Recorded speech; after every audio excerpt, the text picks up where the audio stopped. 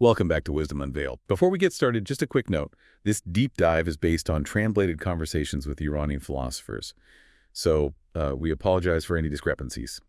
Today we're on episode 22 of our 50-episode exploration of Marifat with Dr. Dinani and Dr. Larijani, and we're focusing on the wisdom of Saadi of Shiraz. Get ready to explore the power of genuine connection, communication that goes beyond just, surface appearances. I'm really curious to hear what you've uncovered in these discussions about Saadi. There's one story in particular that caught my attention, the one where he's in Baalbek, trying to impart some wisdom, but the people he's with just aren't receptive. It seems like a simple story on the surface, but knowing Saadi, I'm sure there are layers of meaning to unpack. Absolutely. It is a fascinating story, and it really gets to the heart of what it means to truly communicate. Saadi found himself surrounded by people in Baalbek, yet he felt profoundly alone. He describes them as absurda. While this can be translated as depressed or gloomy, it signifies a deeper disconnect, a state of being closed off to genuine connection. It's like their minds are somewhere else entirely, even though they're physically present. Precisely. Yeah. And this apparent contradiction sparked a deep reflection in Saadi on the nature of communication itself. What does it truly mean to speak, to listen, to connect? He even compares trying to impart wisdom to these individuals to training beasts or holding a mirror to the blind. Wow, those analogies are so striking. They paint such a vivid picture of futility, don't they? What do you think Saadi is trying to convey through these specific comparisons? He's highlighting this crucial distinction between simply going through the motions versus achieving true understanding. With the training beasts analogy, think about it. You can train an animal to perform a task, but does it truly grasp the meaning behind it? And similarly, holding a mirror to the blind, the reflection is there, but it can't be perceived without the capacity to see. Saadi is suggesting that communication, true communication, requires more than just words. It necessitates a shared understanding, a receptivity on the part of the listener. So even if you're speaking the most profound truths, if the listener isn't present, if they're not receptive, the words just fall flat. Is that what he's getting at? Exactly. And this leads to the fascinating distinction between time and walk that is central to understanding this story. Okay, let's dive into that. I have a feeling this is more than just a linguistic difference. What's the deeper significance here? You're right, it's much more than semantics. In this context, Waqt signifies something deeper than chronological time. It's about a particular moment, an opening, a space charged with meaning and potential for genuine connection. So Waqt is like the fertile ground where communication can truly flourish. It's about those moments when hearts and minds align, allowing meaning to be transmitted and received. Am I understanding that correctly? Yes, that's it precisely. It's when we're both present and receptive, tuned into the same frequency, that true communication can occur. This reminds me of those moments when you're having a conversation with someone and you just click. There's a flow, an ease, a sense of mutual understanding. I've definitely experienced that. And on the flip side, there are all those conversations where you feel like you're speaking different languages, even if you're using the same words. It's like you're both in the same room, but miles apart. Exactly. And that sense of distance, even in proximity, is something Saadi explores in this story. He refers to it as distant nearness. Distant nearness. I'm intrigued. Tell me more about this concept. Think about it this way. You can be physically close to someone, sharing the same space, yet be miles apart mentally and emotionally. It happens all the time, doesn't it? We see it in families, in workplaces, even among friends. It's like that old saying, you can be lonely in a crowd. Precisely. And conversely, you can feel incredibly connected to someone who's physically distant, even across cultures and centuries, through shared ideas and values. Saadi's work itself is a testament to that. It's amazing how his words, written centuries ago, can still resonate so deeply with us today. There's this sense of connection that transcends time and space. But I'm curious to hear more about how this distant nearness plays out in Saadi's story. Well, remember how he felt surrounded yet isolated in Baalbek? That's the paradox of distant nearness in action. He was physically present with these people, yet there was a profound gap in understanding. So it's not just about physical proximity. It's about a meeting of the minds, a shared frequency. Exactly. And this brings us to a really powerful point that the scholars discussing Saadi highlight, the idea of inner stagnation. They describe it as a kind of mental and spiritual slump that prevents us from fully engaging with new ideas, from truly receiving wisdom. Inner stagnation. It's like a closed-off state of being, a resistance to growth and change. Is that how you see it? Precisely. It's like our minds have become stagnant ponds, unable to receive the fresh water of new insights. This inner stagnation becomes a barrier to true communication, to experiencing those moments of Waqt where real understanding can blossom. I'm starting to see how all these concepts connect. So even if someone is sharing valuable wisdom, if the listener is stuck in that state of inner stagnation, it's like the words just can't penetrate. There's no fertile ground for those seeds of wisdom to take root. You got it. And this is where the story takes a fascinating turn. Saadi, reflecting on this experience of disconnect, has a sudden aha moment. Okay, this is where I'm really hooked. What was his epiphany? He connects this experience to a verse from the Quran, and we are nearer to him than his jugular vein. At first glance, it seems like an unexpected connection. It does seem surprising. What could God's closeness possibly have to do with communication breakdowns? That's what's so brilliant about Saadi's insight. He seems to be suggesting that just as God is always near, even when we're unaware of that presence, meaning and wisdom are always available to us. But it's our own inner state, our receptivity, that determines whether we can actually perceive and connect with that meaning. So even divine wisdom, even God's closeness, can't be forced on us. It requires a willingness on our part to receive it, to tune into that frequency. Precisely. And this brings us back to that idea of a common frequency being necessary for genuine communication. Think of it like tuning into the same radio station. You need to be on the same wavelength to receive the broadcast. So to really hear someone, to get beyond the surface of their words, there needs to be this deeper resonance, this alignment of hearts and minds, rooted in our shared humanity and capacity for reason. Exactly. It's about finding that common ground, that shared space where understanding can blossom. This makes me think about all the ways we communicate in our modern world. Social media, texting, all these platforms designed for connection. But are we really connecting on a deeper level? Or are we just skimming the surface, caught up in appearances and superficial interactions? It's a question worth pondering, isn't it? And it highlights the enduring relevance of Saadi's insights. He challenges us to move beyond the superficial, to seek genuine connection, to cultivate that inner receptivity that allows wisdom to take root and flourish. So how do we cultivate that inner receptivity?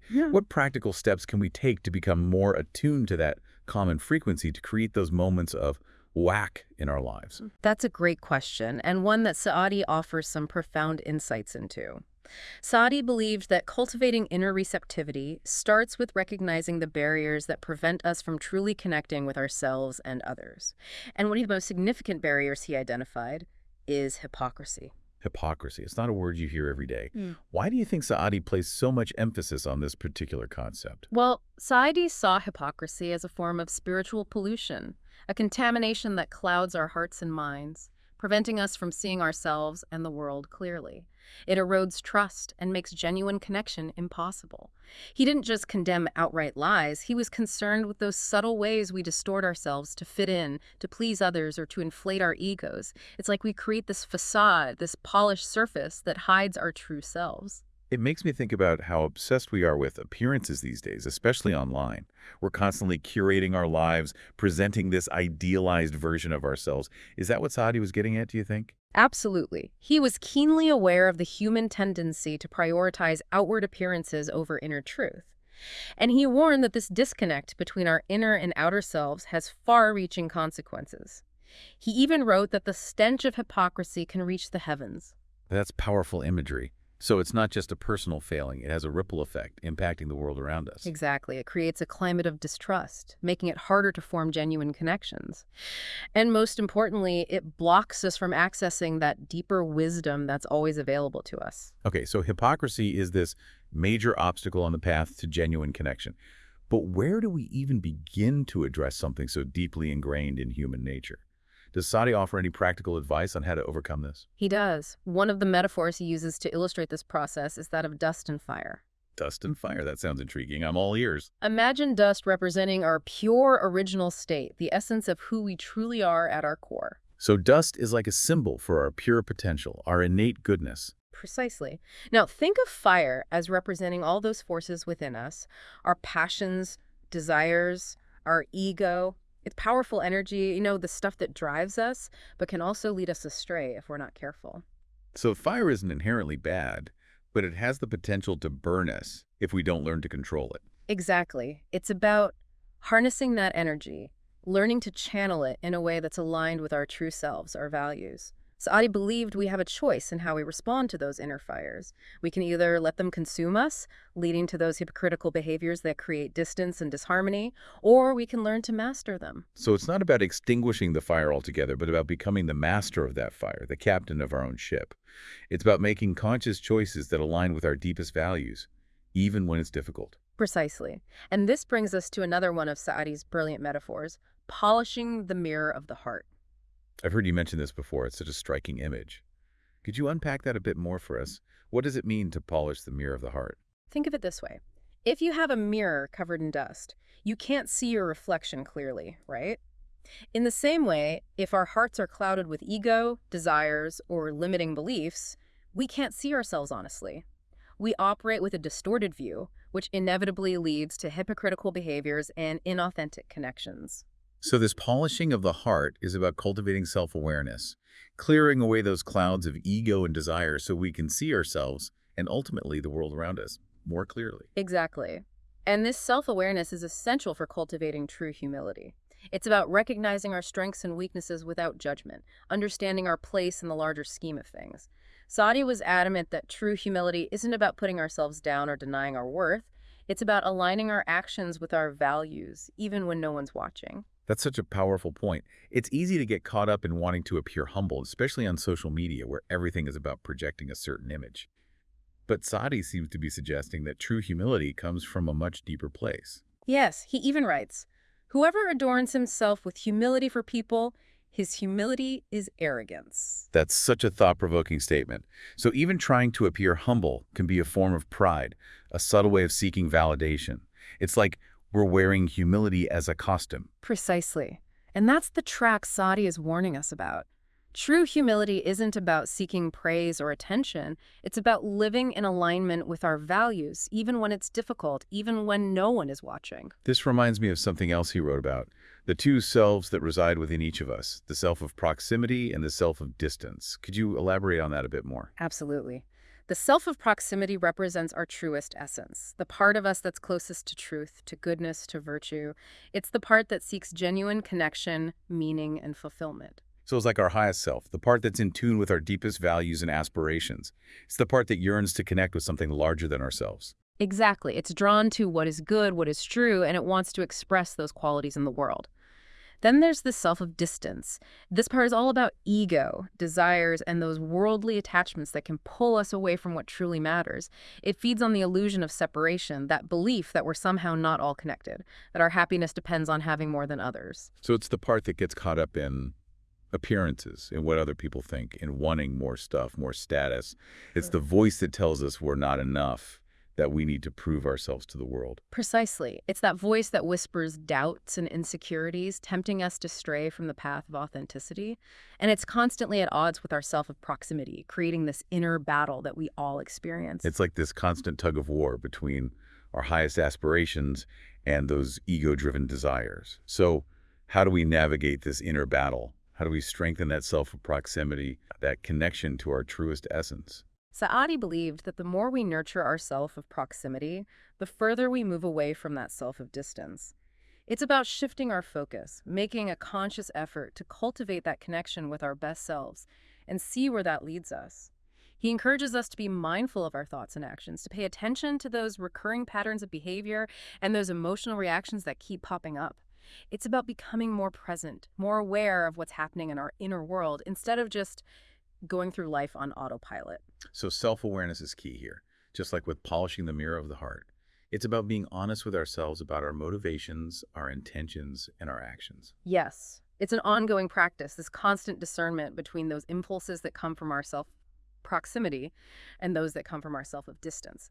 And Saadi reminds us that we don't have to figure all of this out on our own. He encourages us to seek guidance from those who are wiser than us, from those who embody the qualities we admire. It's about finding mentors, teachers, or even friends who can hold up a mirror for us and help us see what we might be missing on our own. This makes me think about the importance of surrounding ourselves with people who inspire us to be our best selves, people who challenge us to grow and evolve. But I'm also curious to hear more about what Saadi says about those times when we inevitably stumble, when we get caught up in those ego-driven patterns. That's a great question, and one that Saadi addresses with a lot of compassion and understanding. He acknowledges that even those who are deeply connected to their true selves, even enlightened individuals, experience moments of disconnect.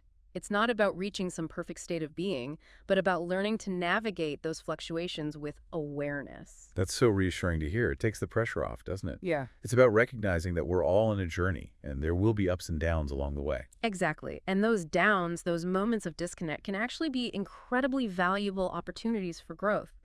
Saadi uses the term istar to describe these moments when we feel veiled or hidden, shrouded in a fog where our vision is clouded and we're struggling to connect with the truth. So if Istar is like stumbling around in the dark, what's the opposite? What does it look and feel like when we're connected to our self of proximity? Saadi uses the beautiful word tajalli to describe those moments of revelation, those glimpses of truth where everything clicks and you feel deeply connected to something bigger than yourself. Like those aha moments, those sudden flashes of insight when the solution to a problem just pops into your head, or you feel a deep sense of awe and wonder when you're out in nature. Yes. And Saadi suggests that these tajalli moments are more likely to happen when we're living in alignment with ourself of proximity, when our actions are guided by our values, when we're acting from a place of genuine humility. This is such a powerful reminder that the more we cultivate humility, the more open we become to those moments of inspiration and connection. But what happens when we're stuck in that Istar state? How do we get unstuck and reconnect with our true essence? Saadi suggests that we can move through those instar moments by cultivating compassion for ourselves. It's not about beating ourselves up for our mistakes or shortcomings, but about recognizing that we're all human and we all stumble from time to time. It's about seeing those stumbles as opportunities to learn and grow. So instead of getting caught up in self-judgment and criticism, we can use those experiences to deepen our self-awareness and reconnect with our values. Exactly. It's about bringing a gentle and accepting presence to our struggles, remembering that even the most polished mirror will eventually gather some dust. And when it does, we simply need to polish it again. This brings us back to the idea of humility as a practice, a continuous process of self-reflection and growth. Precisely. And it's a practice that has the potential to transform not only our inner world, but also our interactions with the world around us. I'm starting to see how all of these concepts are interconnected hypocrisy, the two selves, polishing the heart, tajalli and istar. They all point to this deep inner work that Saadi is inviting us to engage in. Yes. It's about cultivating those qualities of the heart that allow us to live more authentically, to connect more deeply with ourselves and others, and to experience those moments of true connection and revelation that Saadi calls tajalli. This is so rich and thought-provoking. I feel like we've only just scratched the surface of Saadi's wisdom. Me too. But I think we've laid a solid foundation for understanding his core message. He's calling us to a more mindful and compassionate way of being in the world, to a life that's grounded in self-awareness, authenticity, and genuine connection. This has been incredibly insightful. I'm eager to hear what else Saadi has to offer in the final part of our exploration. I'm still reflecting on that idea of tajalli. Those moments of revelation sound so profound, so life-changing. What do the scholars have to say about the relationship between tajalli and humility? Is there a direct link? That's a really insightful question, and one that gets to the heart of Saadi's teachings. The scholars emphasize that while tajalli, those moments of revelation, can be incredibly powerful, they're not something we can force or control. They're gifts, glimpses of truth that are bestowed upon us when we're open and receptive. So it's not about striving for tajalli, but about creating the conditions within ourselves that make us more receptive to those moments of grace. Exactly. And that's where humility comes in. When we cultivate humility, we let go of the ego's need to grasp, to control, to prove itself.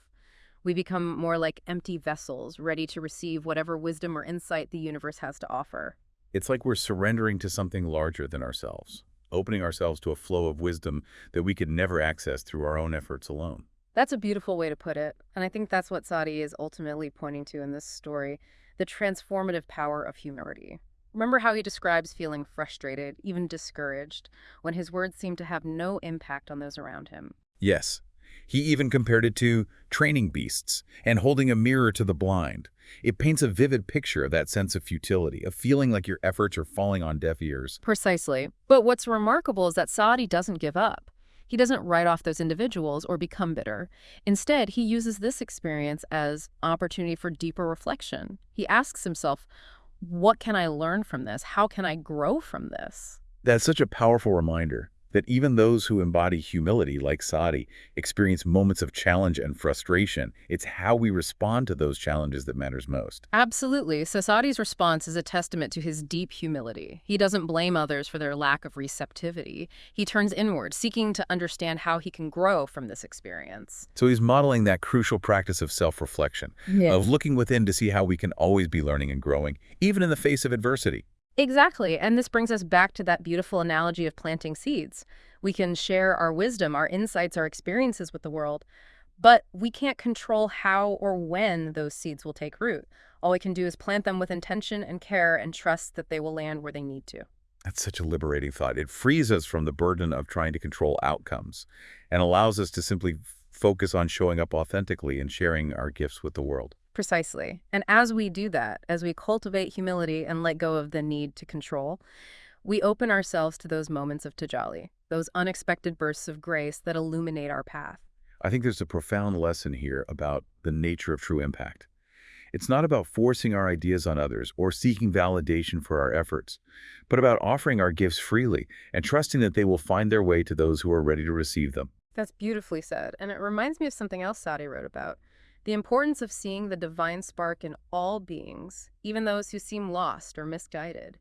He believes that everyone, no matter how far they've strayed from their true essence, has the potential to awaken to their own inherent goodness. That's such a hopeful and compassionate perspective. It reminds us not to judge or write off others, but to approach them with understanding and a willingness to see their potential. Yes. And I think that perspective is at the heart of true humility. It's about recognizing our shared humanity, our interconnectedness, and our inherent worth as beings of light and love. This has been such an enriching exploration of Saadi's wisdom. His teachings are so profound, yet so simple and accessible. I'm feeling inspired to bring more of his insights into my own life. Me too. And I think the beauty of Saadi's work is that it offers something for everyone, no matter where they are on their journey. Whether you're just beginning to explore the path of humility or you've been walking it for years, there's always something new to discover, to learn, and to be inspired by in his words. I completely agree. His teachings are truly timeless, offering guidance and wisdom for navigating the complexities of life with more grace, more compassion, and more authenticity. I think that's a perfect note to end on. Saadi's message is one of hope, of resilience, of the transformative power of humility to connect us to our true selves and to the divine spark that resides within each and every one of us. Thank you so much for joining us on this deep dive into the wisdom of Saadi. May his words continue to inspire us on our journeys toward greater self-awareness, compassion, and connection.